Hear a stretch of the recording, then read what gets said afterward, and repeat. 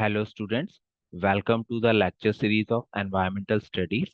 आज हम अपना लेक्चर नंबर 30 स्टार्ट करेंगे और आज के लेक्चर में हम पढ़ेंगे एयर पॉल्यूशन कंट्रोल। ठीक है। एयर पॉल्यूशन कंट्रोल को हम दो पार्ट में डिवाइड करेंगे क्योंकि अपने आप में एक ये बड़ा टॉपिक है।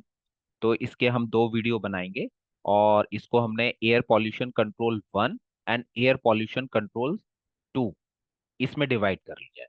ठीक है। तो जो पहला पार्ट रहेगा, मतलब जो आज का वीडियो रहेगा, उसमें हम एटमॉस्फेरिक सेल्फ क्लींसिंग प्रोसेस को पढ़ेंगे पहले, कि एटमॉस्फेयर का सेल्फ क्लींसिंग प्रोसेस क्या होता है, इसको जानेंगे। और उसके बाद हम स्टार्ट करेंगे control devices for particulate contaminants. जो पर्टिकुलेट मैटर होता है एनवायरनमेंट के अंदर, एयर के अंदर जो पॉल्यूटेंट्स होते हैं, उनको कंट्रोल करने के कौन कौन से डिवाइस। तो बेसिकली इंडस्ट्रीज के अंदर पांच तरह के डिवाइसेस यूज किए जाते हैं: settling chamber, cyclone, filters, electrostatic precipitator, scrubber. तो इनमें से हम इस वीडियो में दो को डिस्कस करेंगे, सैटलिंग चैम्बर और साइक्लोन। ठीक है। तो first part air pollution control हम स्टार्ट कर लेते हैं। देखिए, जब भी हम एयर पॉल्यूशन कंट्रोल की बात करते हैं तो उसमें सबसे पहले ट्रीटमेंट फैसिलिटीज की बात करते हैं कि एयर पॉल्यूशन को कम करने के लिए या एयर को ट्रीट करने के लिए हमें क्या करना होता है। ट्रीटमेंट फैसिलिटीज जो होती है उनको डिजाइन कर, तो उनके डिजाइन करने के पीछे क्या लॉजिक होता है, क्या प्रिंसिपल होता है।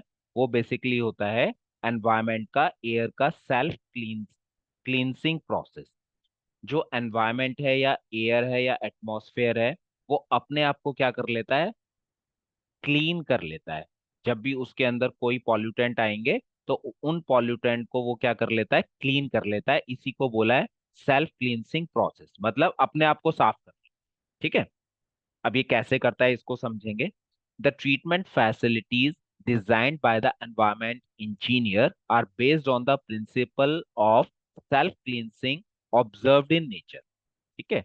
तो जैसे जैसे एनवायरमेंट इंजीनियर हो गए या जो एनवायरमेंट की स्टडी करते हैं, जब उन्होंने एनवायरमेंट के पूरे प्रोसेस को समझा तो उन्हें ये पता चला कि एनवायरमेंट के अंदर अपना एक सिस्टम होता है और उस सिस्टम के द्वारा एनवायरमेंट अपने आप को क्या कर लेता है, क्लीन कर लेता है। तो अगर इसी तरह की फैसिलिटी हम मैनमेड बना लें, आर्टिफिशियल बना लें, तो उससे भी क्या कर सकते हैं हम लोग, एनवायरमेंट या एटमॉस्फेयर को क्लीन कर सकते हैं। ठीक है। But the engineered processes amplify and optimize the operations observed in nature to handle large volume of pollutants and to treat them more rapidly. ठीक है। देखिए, जो एनवायरमेंट का सेल्फ क्लींसिंग प्रोसेस है उसकी एक लिमिटेशन, क्या लिमिटेशन है, कि अगर उसमें पॉल्यूटेंट नॉर्मल कंडीशन में जाएंगे, नॉर्मल कंडीशन का मतलब यह है कि ज्यादा क्वांटिटी में नहीं जाएंगे, तो एनवायरमेंट अपने आप को क्लीन कर लेगा। लेकिन हमारे द्वारा, ह्यूमन एक्टिविटीज के द्वारा, जब पॉल्यूटेंट की कंसंट्रेशन एनवायरमेंट के अंदर बहुत ज्यादा बढ़ जाएगी और वो पर्टिकुलर लिमिट को क्रॉस कर जाएगी, तो वहां पे एनवायरमेंट का जो सेल्फ क्लींसिंग प्रोसेस है वो फेल हो जाएगा। तो एनवायरमेंट अपने आप को क्लीन नहीं कर पाएगा। अब जब एनवायरमेंट अपने आप को क्लीन नहीं कर पाएगा तो एनवायरमेंटल इंजीनियर क्या कर रहे हैं, कई तरह के टेक्नोलॉजी, कई तरह की टेक्निक्स का इस्तेमाल कर रहे हैं जिससे कि लार्ज वॉल्यूम जो है पॉल्यूटेंट के, उनको हैंडल किया जा सके, उनको ट्रीट किया जा सके। ठीक है। तो ये बहुत जरूरी है कि हम एटमॉस्फेयर के सेल्फ क्लींसिंग प्रोसेस को समझें। अगर हम ये समझ पाएंगे तो आगे का एयर पॉल्यूशन कंट्रोल किस तरीके से होता है उसको भी हम क्या कर पाएंगे, समझ। ठीक है। तो समझ लेते हैं इसको, एटमॉस्फेरिक सेल्फ क्लींसिंग प्रोसेस क्या होता है। The atmosphere has natural built in self cleansing process. अपने आप ये नेचर के अंदर बना हुआ है कि नेचर काफी हद तक अपने आप को क्या कर लेता है, क्लीन कर लेता है। और जब हम एटमॉस्फेयर की बात करते हैं तो एटमॉस्फेयर में कुछ प्रोसेस नेचुरली अकर होते हैं, अपने आप चलते हैं, जिनसे एयर अपने आप को क्या कर लेती है, सेल्फ क्लीन कर। ये प्रोसेस कौन कौन से हैं, ये प्रोसेस हैं: dispersion, gravitational settling, flocculation, absorption, rain out and adsorption are some of the most significant natural removal mechanism at work in the atmosphere. तो इनको एक एक करके समझ लेते हैं। पहला हमारा क्या है, पहला है हमारा डिस्पर्सन। डिस्पर्शन जो है हमारा वो रिमूवल मैकेनिज्म नहीं है, एनवायरनमेंट के अंदर से या एयर के अंदर से वो पॉल्यूटेंट को रिमूव नहीं कर रहा है, लेकिन उनकी कंसंट्रेशन को एक पर्टिकुलर प्लेस पर क्या कर रहा है, कम कर दे, है ना। तो डिस्पर्शन जो होता है बेसिकली वो किसके थ्रू होता है, वो विंड के द्वारा होता है।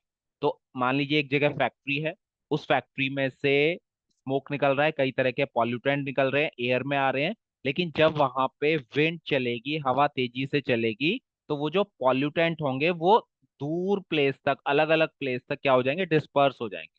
तो पर्टिकुलर प्लेस पे पॉल्यूटेंट की जो कंसंट्रेशन है वो ज्यादा नहीं रह पाए। ठीक है, तो इस प्रोसेस को क्या बोला गया, डिस्पर्शन। तो इसमें जो पॉल्यूटेंट है वो डिस्पर्स हो गए, है ना, एक जगह पे इकट्ठे नहीं रहे, लेकिन एयर के अंदर बने हुए, इसीलिए यहाँ पे स्टार्टिंग में क्या लिखा है, नॉट अ रिमूवल प्रोसेस। ठीक है। सेकंड है ग्रेविटेशनल सेटलिंग। तो ग्रेविटेशनल सेटलिंग जो है ये नेचुरल मैकेनिज्म है जिसके अंदर removing particulates from the atmosphere, especially particle larger than 20 micrometre in size. ऐसे पॉल्यूटेंट जिनका डायमीटर 20 माइक्रोमीटर है या उससे अधिक है, तो ऐसे पर्टिकुलेट मैटर जो होते हैं वो ग्रेविटी के कारण क्या होते हैं, अर्थ पे सेटल डाउन हो जाते हैं, तो एयर में से क्या हो गए, वो क्लीन। ठीक है। थर्ड है इसमें फ्लॉकुलेशन। फ्लॉकुलेशन क्या होता है, larger particles act as receptor for smaller one. अब एटमॉस्फेयर के अंदर कोई पॉल्यूटेंट है जो लार्ज है, जिसका डायमीटर थोड़ा ज्यादा है, तो वो क्या करेगा, वो एक रिसेप्टर की तरह काम करता है और अपने चारों तरफ क्या करता है, स्मॉलर पार्टिकल्स को अट्रैक्ट करके वो उसके साथ बेसिकली क्या हो जाते हैं, अटैच हो जाते हैं। और एक सर्टेन वेट के बाद, ठीक है, वो क्या होते हैं, वो जो फ्लॉक होता है इतना बड़ा हो जाता है कि वो एयर में नहीं रह पाता, और वो फिर क्या होता है, ग्रेविटी के कारण सेटल डाउन, है ना। The process is repeated until a small flock is formed which is large and heavy enough to settle under gravity. Next है हमारा नेचुरल एब्जॉर्प्शन। इसमें क्या होता है, पर्टिकुलेट्स और gaseous pollutants are collected in rain. जो भी पर्टिकुलेट मैटर हैं, पार्टिकल्स हैं, पॉल्यूटेंट्स हैं, या कुछ गैसियस पॉल्यूटेंट हैं, वो मॉइस्चर के अंदर, रेन के अंदर या मिस्ट के अंदर क्या हो जाते हैं, एब्जॉर्ब हो जाते हैं, है ना। और जब भी बारिश होती है तो वो मॉइस्चर के साथ क्या होते हैं, सेटल डाउन। इस फिनोमिना को वॉश आउट और स्कैवेंजिंग भी बोला जाता है। ठीक है। नेक्स्ट है हमारा rain out. Rain out is another natural cleansing process that occurs within the cloud. तो ये जो प्रोसेस होता है रेन आउट, नाम से ही पता चल रहा है, तो ये कहाँ होगा, ये क्लाउड्स के अंदर, है ना। क्लाउड्स के अंदर क्या होता है बेसिकली, जो बहुत छोटे पार्टिकल्स होते हैं वो एक न्यूक्लियस की तरह काम, सर्व एज कंडेंसेशन, है ना। कंडेंसेशन न्यूक्लियाई की तरह काम करते हैं, जिसके चारों तरफ क्या होता है, विच ड्रॉप्स ऑफ वाटर में फॉर्म। उसके चारों तरफ बहुत सारी वाटर की ड्रॉप्स जो हैं वो उससे चिपक जाती हैं, और जब वो ड्रॉप काफी बड़ी हो जाती है तो वो नीचे क्या होती है, settle down. This phenomena has resulted in increase rainfall and fog formation.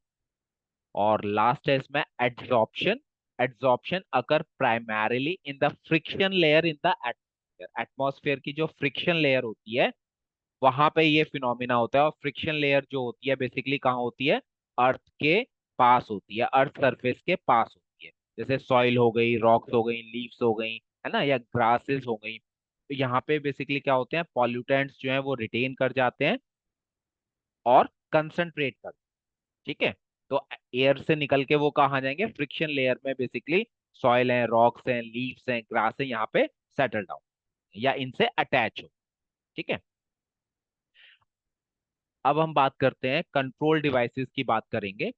तो बेसिकली हम दो तरह के कंट्रोल डिवाइस या टेक्निक्स को पढ़ते हैं। कुछ कंट्रोल डिवाइसेस ऐसे होते हैं जो पर्टिकुलेट मैटर को सेपरेट करने का काम करते हैं, एटमॉस्फेयर में नहीं जाने देते। और कुछ हमारे क्या कहते हैं, एपरेटस या कुछ टेक्निक्स ऐसी होती हैं जो गैसियस पॉल्यूटेंट को एब्जॉर्ब करती हैं, उनको एयर के अंदर नहीं जाती, है ना। तो एक तरह से ये सब फिल्टर का काम। तो इसमें जो हमारा पहला इक्विपमेंट होगा वो होगा सेटलिंग चैम्बर। ठीक है। तो सैटलिंग चैम्बर को समझ लेते हैं, बहुत इजी है। It is the simplest type of equipment used for the collection of solid particles. क्योंकि हम पर्टिकुलेट मैटर की बात कर रहे हैं, मतलब सॉलिड पार्टिकल्स की बात कर रहे हैं।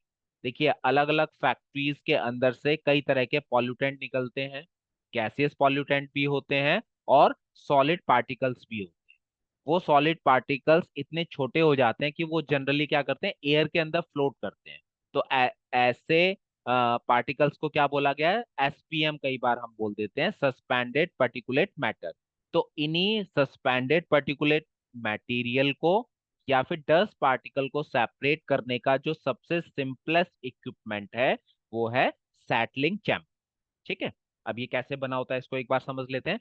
Settling chamber consists of a chamber in which the carrier gas velocity is reduced। अब देखिए, फिगर देखिए पहले। ये एक हमारा पूरा क्या है, ये चैम्बर है ना, यहाँ से लेके यहाँ तक ये पूरा चैम्बर है।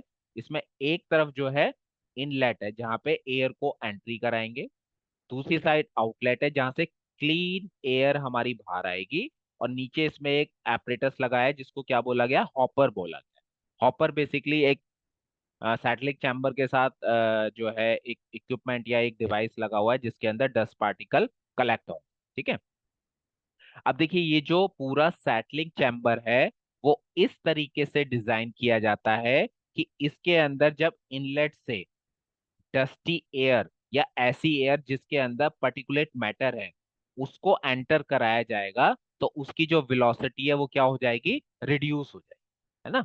वेलोसिटी जो स्पीड है उसको कम कर दिया जाएगा, so as to allow the particulates to settle out of the moving stream under the action of gravity on the base of the chamber। ठीक है, तो जैसे ही डर्टी एयर या डस्टी एयर सैटलिंग चैम्बर के अंदर एंटर करेगी उसकी स्पीड या वेलोसिटी कम हो जाएगी।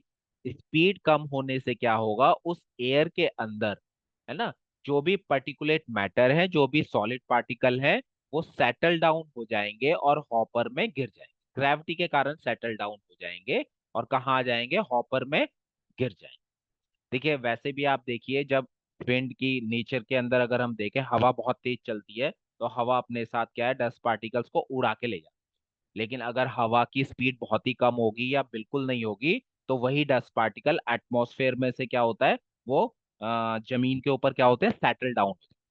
तो वैसे ही जब एयर सेटलिंग चैम्बर के अंदर एंटर करेगी उसकी स्पीड को रिड्यूस कर दिया जाएगा। मतलब डिजाइन ऐसे किया जाता है कि स्पीड रिड्यूस हो जाती है।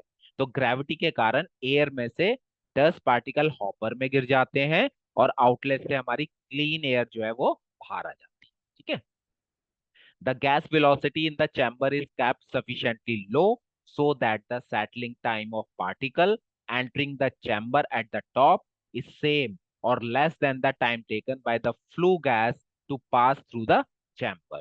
इसका सीधा सा मतलब यह है कि जब गैस इनलेट से लेके या एयर जो है इनलेट से लेके बाहर की तरफ जाएगी, है ना, तो उसकी वेलोसिटी को इतना रिड्यूस कर दिया जाएगा, वो इतना कम टाइम लेगी जिससे कि 10 पार्टिकल जो है हमारे क्या हो पाए, सेट। ठीक है, अब इसके एडवांटेज और डिसएडवांटेज देख लेते हैं सेटलिंग चैम्बर के। एडवांटेज क्या क्या है, लो इनिशियल कॉस्ट, सस्ता इक्विपमेंट होता है, इनिशियल कॉस्ट इसकी बहुत कम होती है। सिंपल इसका कंस्ट्रक्शन है, इसको ब्रिक का बना सकते हैं, स्टोन का बना सकते हैं या कंक्रीट का बना सकते हैं। ठीक है, अब क्योंकि इसके अंदर कोई मूविंग पार्ट नहीं है इसीलिए इसकी जो मेंटेनेंस कॉस्ट आती है वो भी क्या आती है, बहुत कम आती है। और इसमें dry and continuous disposal of solid particulates, जो सॉलिड पर्टिकुलेट्स हैं उनका कंटिन्यूअस एयर से वो निकलते रहते हैं और उनका जो डिस्पोजल होता है बेसिकली क्या होता है, ड्राई ड्राई फॉर्म में अलग। फिर हम डिसएडवांटेज की बात करें, है ना, तो डिसएडवांटेज की अगर हम बात करते हैं तो डिसएडवांटेज में पहला क्या है हमारा, लार्ज स्पेस रिक्वायरमेंट। इस एपरेटस को क्या हो चाहिए, ज्यादा स्पेस चाहिए इंस्टॉल करने। ठीक है, और दूसरा है comparatively larger size particles can be collect. इसका मतलब ये हुआ कि ऐसे पार्टिकल जिनका डायमीटर 10 माइक्रोमीटर है या उससे अधिक है वही पार्टिकल इसके अंदर सेटल डाउन होते हैं, अलग होते हैं। अदरवाइज जो छोटे पार्टिकल्स होते हैं वो इसमें सेटल डाउन नहीं। ठीक है। नेक्स्ट जो हमारा टॉपिक है वो है हमारा साइक्लोन। ठीक है। तो साइक्लोन को जैसे अगर हम जनरल लैंग्वेज में बात करें तो साइक्लोन को क्या बोलते हैं? चक्रवात। तो साइक्लोन में क्या होता है? आपने देखा होगा कि एक पर्टिकुलर प्लेस पे जो एयर है या विंड है बहुत तेजी से घूमती है ना। तो उसी तरह का यहाँ पे बेसिकली हमें फिनोमेना देखने को मिलेगा। तो it is a structure without moving part. ये एक ऐसा स्ट्रक्चर है, ऐसा एक एपरेटस है जिसमें कोई मूविंग पार्ट नहीं है। तो जैसे सेटलिंग चैम्बर के अंदर भी कोई मूविंग पार्ट नहीं था, वैसे यहाँ पे भी कोई मूविंग पार्ट नहीं है। In which the velocity of an inlet dust laden gas stream is transformed into a combined vortex from which centrifugal forces tend to drive the suspended particles to the wall of the cyclone body। इसको इस तरह का बनाया जाता है कि इसमें जब एयर जिसके अंदर पर्टिकुलेट मैटर है एंटर करती है तो उसके अंदर दो तरह के मूवमेंट होते हैं। कौन से होते हैं अभी आगे समझेंगे। और इसमें एयर जो है बहुत तेजी से घूमते हुए नीचे की तरफ जाती है। तो जब भी कोई चीज बहुत तेजी से घूमती है तो आपको पता है कि उसमें कौन सा फोर्स प्रोड्यूस होता है? सेंट्रीफ्यूगल फोर्स प्रोड्यूस होता है। और वो सेंट्रीफ्यूगल फोर्स क्या करता है? एयर में से जो डस्ट पार्टिकल है उनको सेपरेट करने में हेल्प। ठीक है। तो अब पहले इसका स्ट्रक्चर देख लेते हैं। Cyclone consist of a vertically placed cylinder which has an inverted cone attach to it base. देखिए जब हम इसका स्ट्रक्चर देखें तो बेसिकली एक सिलेंडर होता है, सिलेंडर की फॉर्म में है ये पूरा।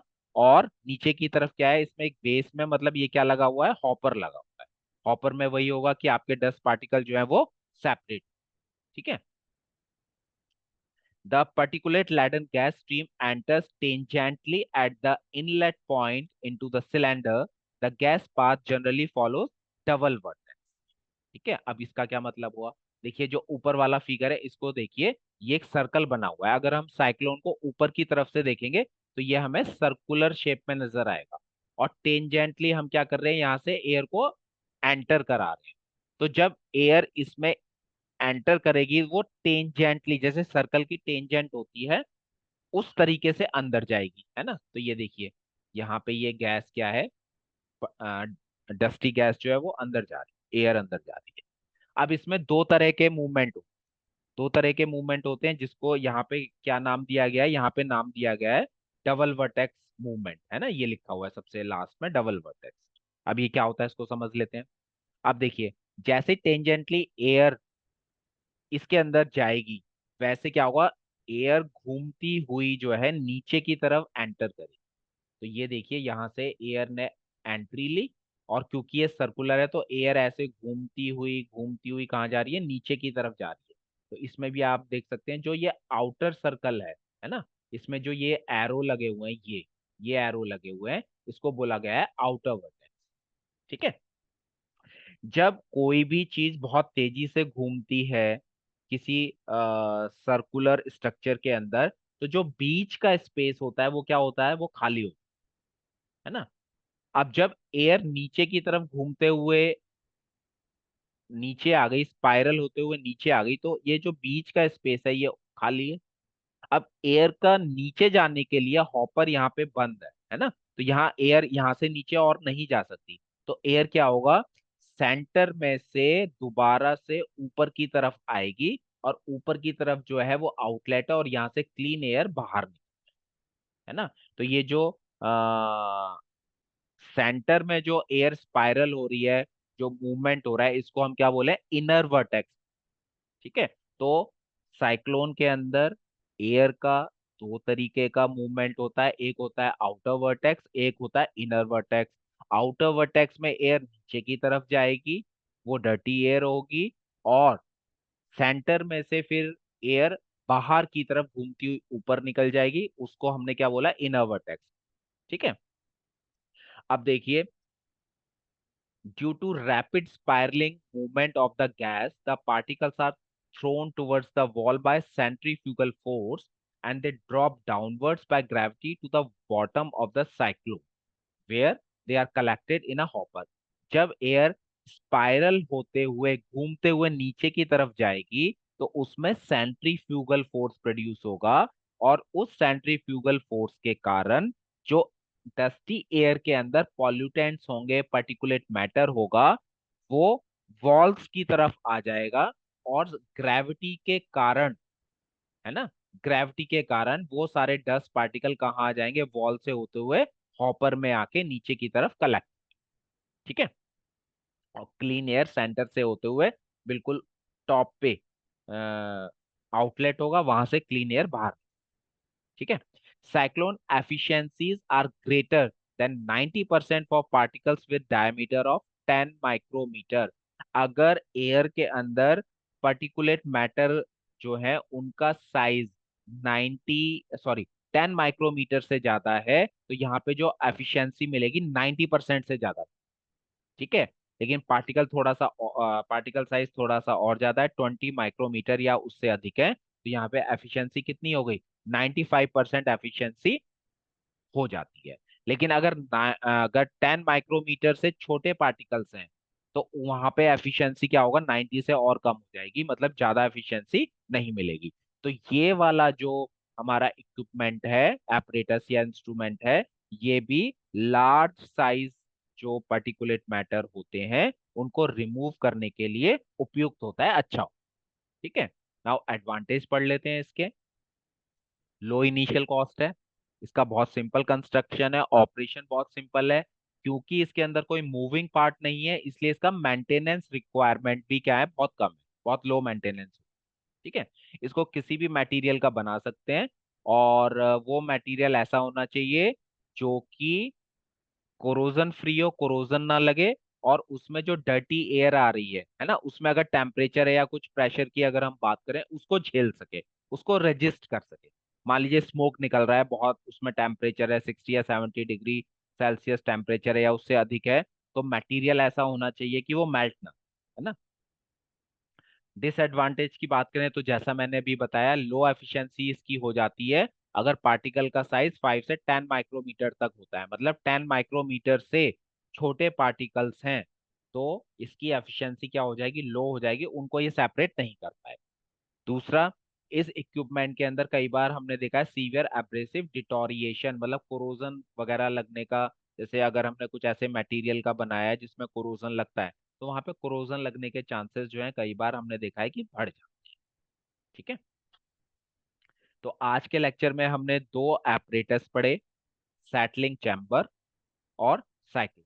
नेक्स्ट लेक्चर में हम आगे के क्या कहते हैं इंस्ट्रूमेंट पढ़ेंगे। ठीक है। अगर आपको वीडियो पसंद आ रहे हैं तो आप वीडियो को देखें, लाइक करें, चैनल को सब्सक्राइब करें, और अपने दोस्तों के साथ शेयर करें, because share sharing is caring. Thank